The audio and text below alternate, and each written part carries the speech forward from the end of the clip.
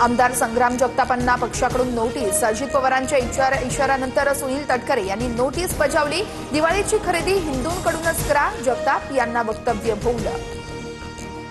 नुसती नोटीस देऊन उपयोग नाही, पक्षातून काढून टाकायला पाहिजे, संग्राम जगताप यांच्यावरून सुप्रिया सुळेंचा निशाणा। जगतापांची वक्तव्य सामाजिक ऐक्याला बाधा आणणारी, सुळेंची प्रतिक्रिया।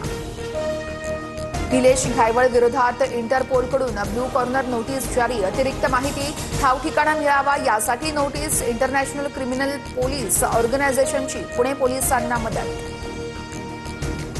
तेव्हाच्या नेत्यांच्या राजकीय दबावापोटी क्लीनचिट नंतर घायवळला पासपोर्ट मिळाला। कोणाचा दबाव होता? निवडणुकीत घायवळनं पुण्याचं काम केलं, फडणवीसांकडून सवाल उपस्थित। सुजय विखेंसाठी मुख्यमंत्र्यांच्या सभेत सचिन घायवळ व्यासपीठावर। मुख्यमंत्र्यांनी भाषणाआधी सचिन घायवळचं नावही घेतलं। रोहित पवारांनी व्हिडिओच दाखवला। निलेश घायवळला पासपोर्ट कसा मिळाला? पोलीस व्हेरिफिकेशन कोणी दिलं? अमित शहांकडे मुद्दा मांडणार, सुप्रिया सुळेंची माहिती।